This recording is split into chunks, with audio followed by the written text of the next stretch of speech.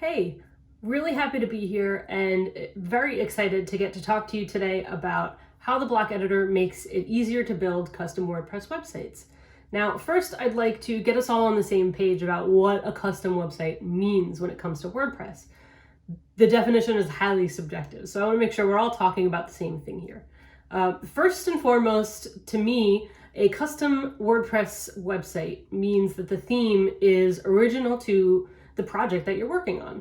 So it's not purchased from a marketplace and installed and customized. It's not downloaded from the repo and stuck with a child theme and fiddled with. It's definitely a theme that maybe you've curated over time, or maybe you've started from a framework, but you're using either a very intense child theme or you've developed your theme over time that you're providing a client or business with a website that is very specific to their particular website.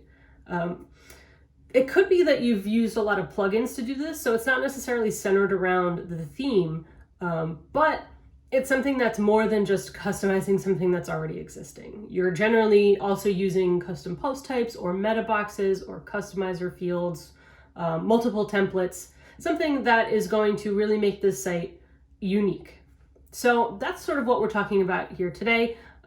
Page builders can be considered custom if you're doing a lot of these additional things besides the theme. Maybe you're just using a page builder to make the design, real quick, do a couple of templates, and then you're doing a heavy backend. So that can be possible too, but generally I'm going to be talking about sort of this custom experience and how utilizing the block editor is going to streamline that process for you and the people that you're building the websites for. So that's one of the things that we're talking about when we're trying to decide why it's even a good idea to start using the block editor. It's a core part of WordPress, and by implementing something that has now been around for years, we're now embracing the full platform that we're using. Instead of fighting against something that is moving in a direction and we're sort of trying to do the best we can to stay stuck, we're embracing the part of WordPress that is the future. We're going to be seeing full site editing come starting this year, and it's something that you don't necessarily have to do all at once, but the sooner that you start, the sooner that you're going to make your life a lot easier. It's stable, it's mature, and it's sort of time to stop staying stuck. Disabling these user-friendly features means sort of staying stuck in that, I'm the developer and I'm giving you these fields and that's what you can use. We can still provide that to our clients while offering that flexibility of content so that we can focus on the things that we actually like doing. So one of the things that we can do is do a little bit of research about these page builders. That's something that I mentioned earlier. That is something that we can use to aid us in our custom websites, but they're the biggest thing that's around, right? And so we're sort of providing an alternative, a more complex solution to a page builder, but we can actually see what they're doing and take notes and see what we want to use and see how we should move forward, right? So it seems like we've got about 3, maybe 4 ways to deal with this when it comes to page builders.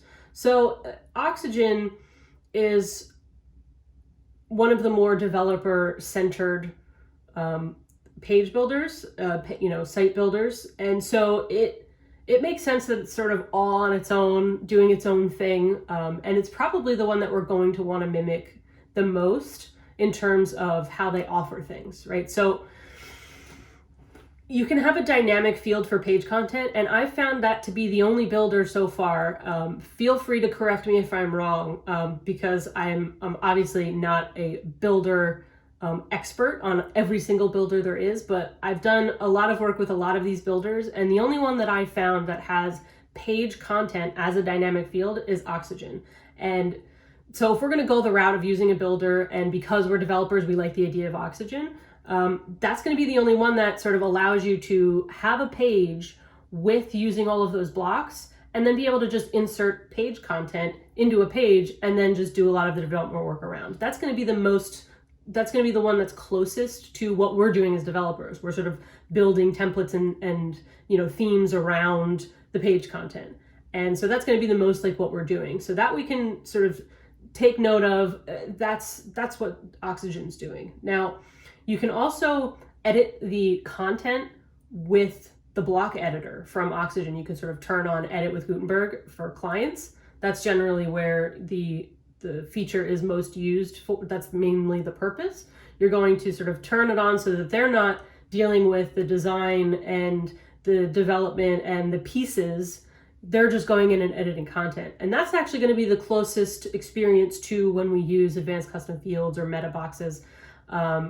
That's kind of interesting how it's all sort of laid out in this sort of what are the page builders doing. Oxygen's actually doing a lot of what we do, just on a more it's not drag and drop really, but it's on a more visual friendly scale. It's sort of like using Gutenberg with a leg up, right? So the other ways that page builders seem to deal with this is either having a totally different editing experience or providing a block that you can then insert and add a piece from that editor, that builder, into the Gutenberg content. So you're sort of having a mini builder inside of Gutenberg, or you're entirely erasing the WordPress experience and using your own sort of experience. So the incompatible builder is what I see as what a lot of developers are doing now, and what we used to do just out of necessity. It was what made the most sense, right? They can type in, the content into the page content area, but we had to supply everything else. We had to supply, a repeater field or a post selection or different content layouts and options. And we sort of had to conceptualize the entire site and provide fields that hopefully would somehow resemble what it looks like on the page so that they knew what they were editing, image uploads. And then we would then provide the settings if necessary, or we would lock them into a specific thing so that it looks the way it should, no matter what they enter into those fields, right? So that is actually conceptually the most like these builders, right? So a complaint of the builders is that it really locks you into having to use them, and you can't really switch from, Divi to Beaver Builder easily. You sort of have to do a lot of work to get them to do that. Even switching from a builder to Gutenberg, the block editor, is a little tricky. There's usually disclaimers about you can try it, but you may lose content, things like that. So that's actually the experience that we're providing, is with that incompatible builder area. So in an effort to start to use the block editor as a primary source of content, we're going to want to move towards how Oxygen is doing it and how the block editors have, how the page builders have started to deal with the block editor. So having blocks available. So this is just a really good way to sort of summarize what's happening in the block world right now in terms of, what page builders and site builders are doing, and how can we mimic and maybe even improve on that experience. So we're sort of going to go with utilizing the Oxygen way for most of our development, but also provide, custom blocks that will hopefully make the experience even better without having to literally touch every single field and render every field separately. This is just going to kind of allow the content to be the content. It's going to allow the client or, the marketing person or whoever to go in and still edit the content without messing up the whole page. So things that we might want to take from the builders, the site editors, the site builders, that we can either do ourselves or with plugins is, I really like the conditional loading of things that Oxygen supplies, and the dynamic content.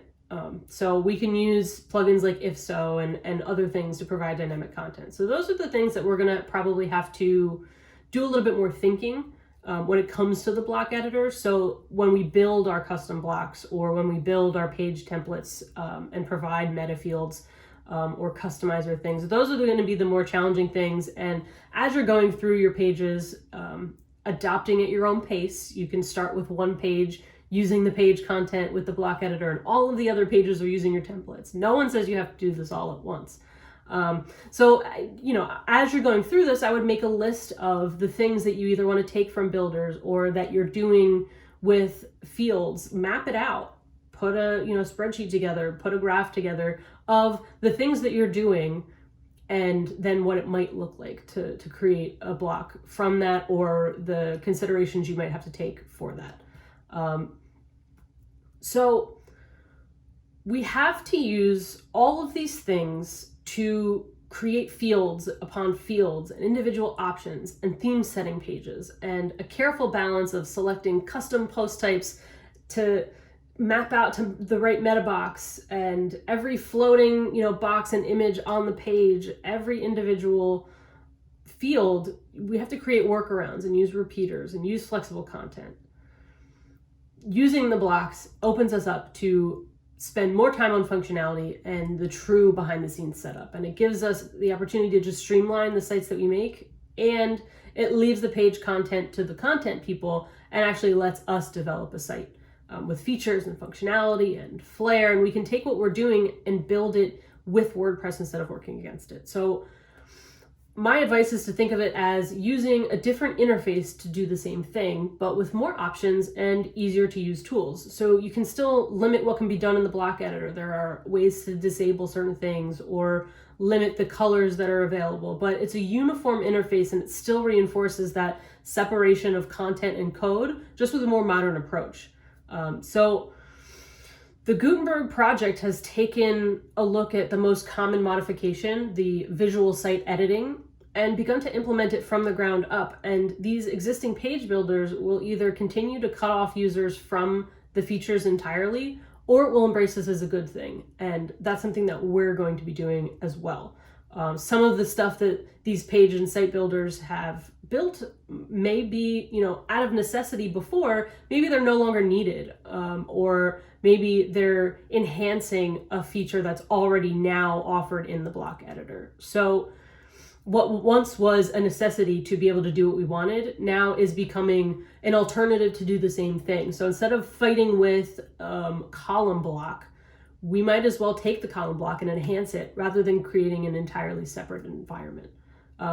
So we can use the block editor and build as it is, build around it, reaping the benefits of the simpler content area, no longer having to disable the visual tab so that you only have the code tab so that things don't disappear when you toggle, and different things like that. Or we can go all in and make even more of our pages, these site areas, part of the block editor. So when it comes to building these custom blocks, which is going to be the main thing that you're going to want to utilize once you've figured out how to incorporate the block editor in general into your builds, now you're going to want to start providing these custom blocks so that we can start to fully use the new and improved WordPress experience. So a few ways you go from scratch or create Guten block. You read the docs, you just sort of code it out, takes a block that someone else has built and repurpose it, whatever it is, you're creating it from scratch. So that's one way to do it. You can use a block builder,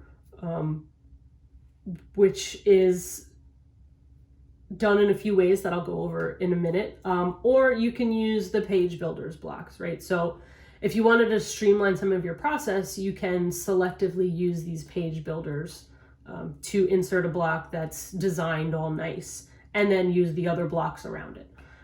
So in order to, I'm not going to really go over the from scratch in this. That's something that you can read the docs for, you can practice, you can, spin up a quick, select field. There's all kinds of ways to build it from scratch. We're mostly going to focus on using a block builder because what we're most interested in is making our lives easier, right? Streamlining the process.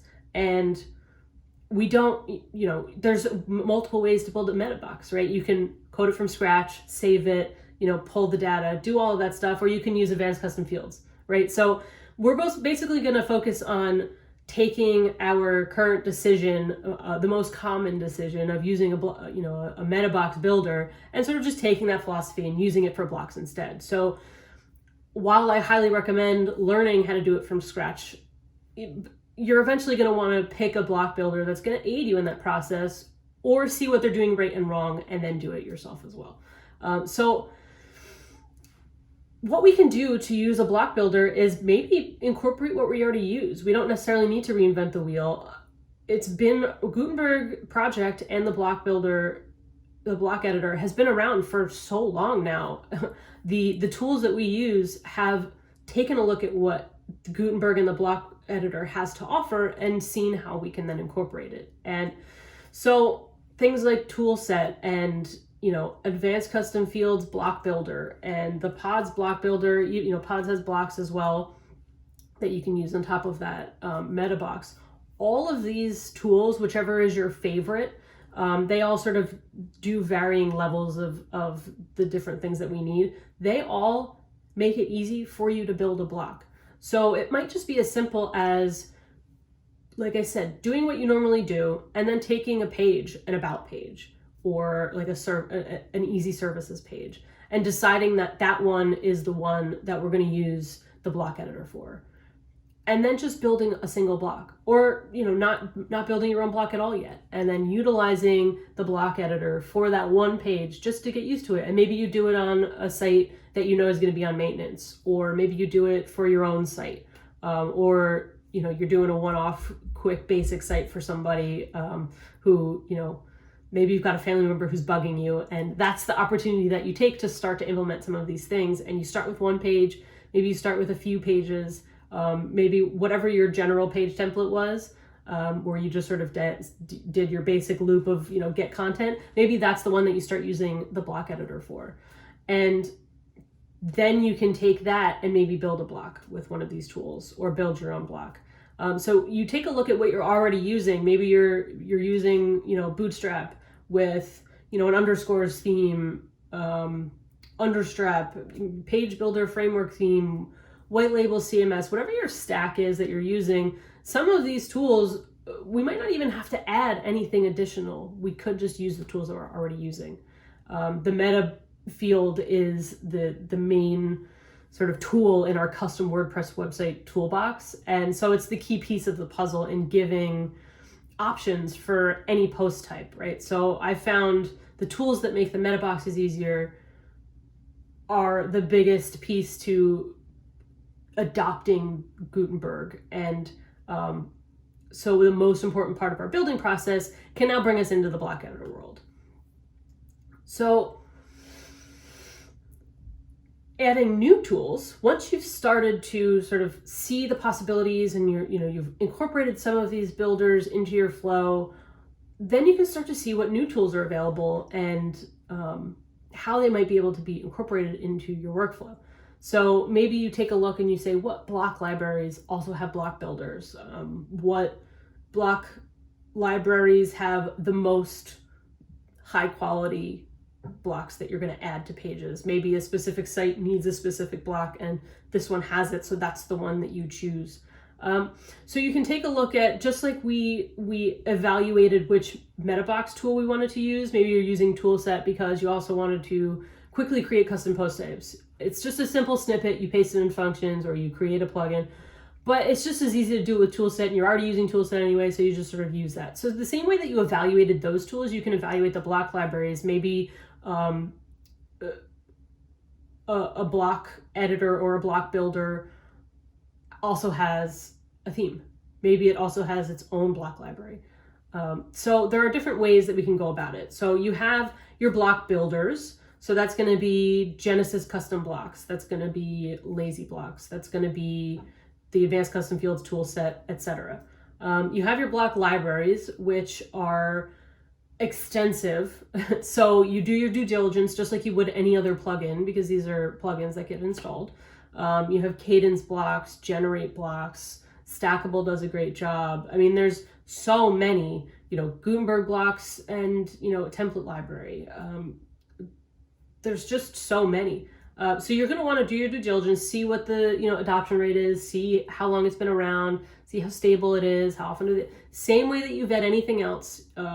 You have your builders, you have your libraries, and then you have sort of block enhancers like Editor's Kit and Editor Plus. Those are going to take the existing blocks that WordPress has, and they're going to sort of add some additional features to those. So maybe some padding, or maybe, choosing a font size in a different way, or sort of enhancing what's there. So maybe you pick one of these things to investigate, and so maybe you want to enhance the blocks that are already there first. You do that first.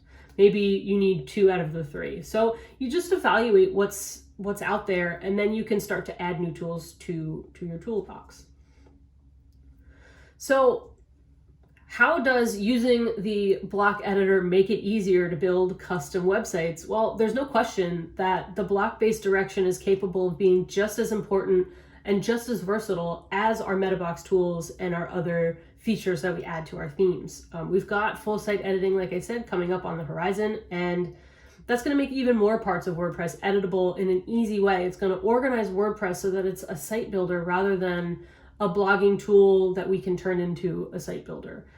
We can continue to migrate and extend. We can migrate to an extend and enhance mindset with custom features instead of erasing or blocking out parts of WordPress just so we can keep doing what we're doing. So often used parts of pages can be sort of created and saved as global blocks, or it can be added or edited by your team, whether that's the page builder, block builder, custom block. These pieces can be sort of self-contained to make things a little bit more modular and easy to edit and reuse. And whether that's modular within an individual site or modular that you're sort of duplicating across multiple sites. So there's basically no excuse anymore to decide to avoid the new direction of WordPress, and adoption can be at your own pace, and it can be sort of revolutionary. There was a time when you didn't know WordPress, right? There was a time when you were taking your knowledge of PHP and applying it to WordPress, and then you developed a theme, and then you so there's a path that you took to get where you are. We don't even have to go that far back. It's not like we're starting over and having to learn something completely new. We basically just make the decision to start, and we pick a page and let it go from there and see where it takes us. It can feel daunting, just like anything else new, but there are now tools out there that we had to sort of wait for advanced custom fields to come around in order to make meta boxes easier. Those tools and features already exist now, and we can already start using those, and we don't have to build from scratch. If we've already got an excellent workflow and an excellent team, maybe we just learn how to do one new thing a month, one new thing a quarter.